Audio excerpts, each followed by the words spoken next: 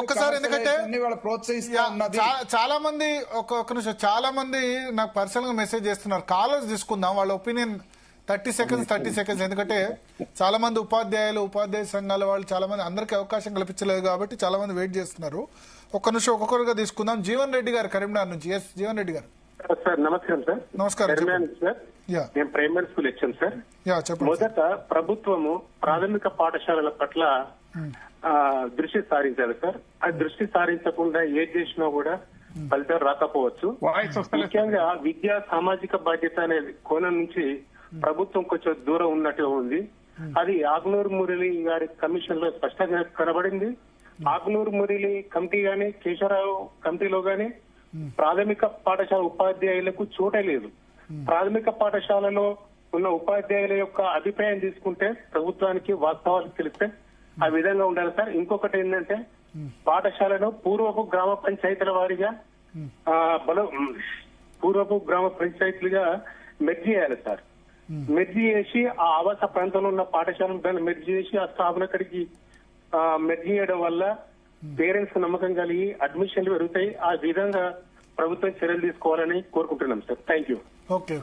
Thank you. Yes sir, ఇంతకుముందు మీరు భరత్ గారు మాట్లాడేటప్పుడు నేను అదొకటి చిన్న సబ్మిషన్ సార్. చెప్పండి Damodar Reddy. Actually 4th class 5th class లో మాకున్న సంఖ్యనే ప్రభుత్వ పాఠశాలలో తక్కువ సార్. దీంట్లో రెసిడెన్షియల్ స్కూల్ కూడా మెటీరియల్ సప్లై చేసి మా పిల్లలకే కోచింగ్ ఇచ్చి రెసిడెన్షియల్ పంపించమని మాకు పుస్తకాలు సప్లై చేస్తా ఉన్నారు. అసలు మాకు అర్థం కాని విషయం ఏంటంటే రెసిడెన్షియల్ స్కూళ్ళకు కూడా మేమే కోచింగ్ ఇచ్చి లెక్కలు పంపిస్తే ఈడికి వచ్చి చదివే పిల్లలు ఎవరు సార్? నాకు అర్థం కాని విషయం. టార్గెట్ ఇస్తారు, ఇంకా టార్గెట్ ఇచ్చి ఇంతమందికి ట్రైనింగ్ ఇవ్వండి, పిల్లలకు కోచింగ్ ఇవ్వండి, వాళ్ళని మోడల్ స్కూళ్ళకి ఎగ్జామ్ రాయించండి, రెసిడెన్షియల్ పంపండి. అసలు ఉత్తర్వులన్నీ ప్రభుత్వ ఉత్తర్వులు ఆయాచితంగా ఉత్తర్వులు వస్తున్నాయి, అనాలోచితంగా వస్తున్నాయి. ఈ రోజు ప్రభుత్వ ఇంతకుముందుకు చావరావు గారు చెప్పారు, ఒక గ్రామ పంచాయతీకి స్కూల్ పెట్టామని మేము వద్దంటలేమేం తెలంగాణ పబ్లిక్ స్కూల్. అట్లయినా గ్రామ పంచాయతీ స్కూల్ అయినా 12,000 స్కూల్స్ అయితే 12,000 పైగా గ్రామ పంచాయతీలు. అవును సార్, దాంట్లో ఇప్పుడు 700 ఉన్నత 12,000 గ్రామ పంచాయతీలో పోతే మళ్ళీ హైదరాబాద్ సిటీ వేరు, హైదరాబాద్ సిటీలో మళ్ళీ వేరు కదా. హైదరాబాద్ సిటీ మేడ్చల్ అక్కడనే రంగారెడ్డి అత్యధిక సంఖ్య ఉన్న మళ్ళా దాదాపు 16-17 స్కూల్స్ అవుతాయి.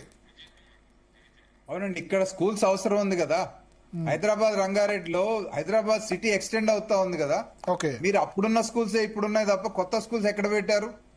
హైదరాబాద్ లో పాపులేషన్ పెరుగుతుంది, రూరల్ ఏరియా నుంచి మైగ్రేట్ అవుతున్నారు. మైగ్రేటెడ్ పిల్లలకు తగినట్టుగా బస్తీలలో స్కూల్స్ పెట్టాల్సిన అవసరం ఉంది. ఎందుకు పెట్టట్లేదు? ఇక్కడ హైదరాబాద్ లో స్కూల్స్ పెట్టకుండా 85% పిల్లలు ప్రైవేట్ స్కూల్లో చదువుకునేట్టుగా చేస్తున్నారు.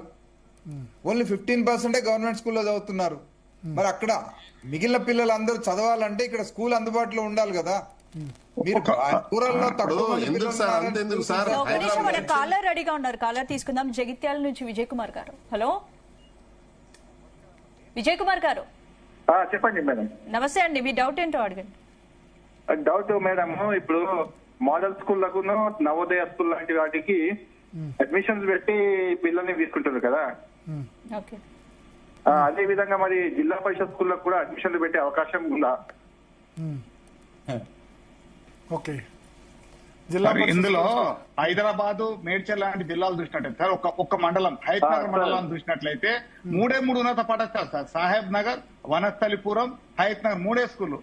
550 కాలనీలు ఉన్నాయి సార్. 550 కాలనీలు. ఇంకా నేను బస్తీలు చెప్పట్లే. 550 ఖాళీలు అంటే 550 కాలనీలు. ఓకే. దాని స్ట్రెంత్ ఎంత ఉంది సార్? అక్కడ ప్రైవేట్ స్కూల్ 40 ప్రైవేట్ స్కూల్స్ ఉన్నాయి, 3 గవర్నమెంట్ స్కూల్స్ ఉన్నాయి. ఆ 3 గవర్నమెంట్ స్కూల్ ఫుల్ ఉన్నాయా?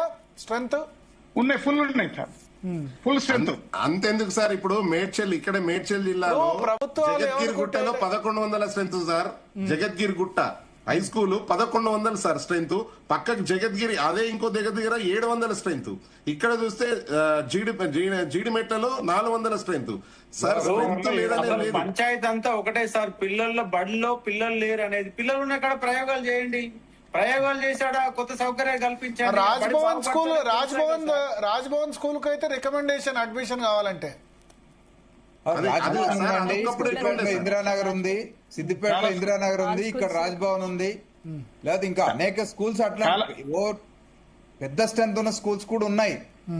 మీరు వాటిని ముందు ఫస్ట్ ఇన్స్టాన్స్ లో వాటిని డెవలప్ చేయొచ్చు కదా మీరు తెలంగాణ సార్ భరత్ గారు, కామారెడ్డి జిల్లాలో సుభాష్ రెడ్డి అని ఒక ప్రైవేట్ వ్యక్తి ఒక ప్రైవేట్ గా ఆయన 7 కోట్లు పెట్టి బడి తిమ్మయ్య గారు సుభాష్ రెడ్డి చాలా మంచి కార్యక్రమాలు చేస్తున్నారు ఆయన 7 సార్. ఈ రోజు ఆ స్కూల్ స్ట్రెంత్ 800 సార్. ఆయన జన్మభూమి రుణం తెచ్చుకునేందుకు చాలా ప్రోగ్రామ్ చేశారు. నాట్ ఓన్లీ ఇన్ స్కూల్స్, అట్లా మోడల్ గా తీసుకోమని చెప్తున్నాం సార్ మేము కూడా.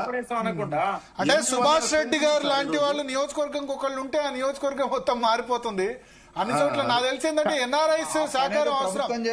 ఎన్ఆర్ఐస్ కానీ లేకపోతే డబ్బులు ఉన్న వాళ్ళు అదే పాఠశాలని తెలంగాణ పబ్లిక్ స్కూల్ ఏమనండి, అదే పాఠశాలని తెలంగాణ పబ్లిక్ స్కూల్ బోర్డు పెట్టుకోమనండి, టీచర్లు ఇవ్వండి. ఒకటేసారి నివేదికని మొత్తంగా ఏం చేయబోతున్నో ఫస్ట్ బహిరంగ చర్చ పెట్టమని చెప్పండి. ఆయన ఏం చేస్తాడో చెప్పదు, అర్థం కాలేదు. చర్చ ఏముంది దానిలో? ఆల్రెడీ ఇప్పుడు ఇంప్లిమెంట్ ఇంప్లిమెంట్ చేసేస్తున్నారు. పబ్లిక్ స్కూల్స్ ఇంటర్మీడియట్ వరకు, ఫస్ట్ నుంచి ఇంటర్మీడియట్ వరకు దాని ఇంప్లిమెంటేషన్. మధ్యాహ్న భోజనం పెడతా అన్నారు ఇంటర్మీడియట్ వరకు, మంచిదే. మధ్యాహ్న భోజనం ఇంటర్మీడియట్ వరకు కూడా పెడతా అంటే ఏం లేదు సార్. ఈ రోజు గవర్నమెంట్, తెలంగాణ గవర్నమెంట్ NEP 2020ని పేరు చెప్పకుండా అమలు జరిపే ప్రయత్నం చేస్తారు. ఇంప్లిమెంటేషన్ సార్, దాంట్లో ఏం లేదు. కానీ NEP మీద అంత వ్యతిరేకత ఉందా? ఏం లేదు కదా, మంచి NEP చాలా బాగుంది అన్నారు. NEP 2020 మీద వ్యతిరేకత లేదని మీరు అంటున్నారు, కానీ ఇవాళ NEP 2020 వల్ల సెంట్రలైజేషన్ జరుగుతుంది, కమర్షియలైజేషన్ పెరుగుతుంది. అవి రెండు ఇప్పుడు జరుగుతున్నాయి. ఈ రిపోర్ట్ తోటి జరిగేది అదే కదా. వ్యాపార దృక్పథంలో ప్రభుత్వము ఆ పాఠశాల నడపడానికి ప్రయత్నం చేస్తుంది. ప్రైవేట్ సెక్టర్ పాఠశాలలో ఎక్కువ వచ్చే అవకాశం ఉంది. ప్రభుత్వ పాఠశాలలు సర్వీసెస్ సెక్టర్ కదండి. సర్వీస్ సెక్టర్ కి ప్రైవేట్ లో ప్రతి పిల్లవాడికి చదువు అందించాల్సిన బాధ్యత ప్రభుత్వానికి ఉంది. మరి నువ్వు కొన్ని స్కూల్స్ పెట్టేసి మిగిలిన వాళ్ళకి చదువును దూరం చేస్తా అంటే ఎట్లా? అట్లా భరత్ గారు ఇంకొక విషయము, తెలంగాణ పబ్లిక్ స్కూల్ 2000 మాత్రం ఏర్పాటు చేస్తున్నారు, వాటినే డెవలప్ చేస్తామంటున్నారు, అక్కడే స్ట్రెంత్ పెడతా అంటున్నారు. సరే, ఇప్పుడు ఉన్న ప్రభుత్వం బాగానే ఉంది, రేపు రాబోయే రోజుల్లో ఇదే ప్రభుత్వం ఉంటే కేటాయిస్తున్నారు. తర్వాత రోజుల్లో ప్రభుత్వాలు వచ్చి ఆ స్కూళ్లకు నిధులు ఇవ్వకపోతే భవిష్యత్ తరం ఏంది? అంటే మారుమూల గ్రామాలు ఉన్న బడి మూతపడిన తర్వాత మళ్ళీ ఈ బడులు కూడా అదే రకమైన పరిస్థితికి వస్తే ప్రభుత్వ బడులలో ఎవరు ఉంటారు, ఎవరు చదువుతారు? ఒక నిమిషం సార్, మరొక కాలర్ రెడీగా ఉన్నారు హైదరాబాద్ నుంచి, రమేష్ గారు.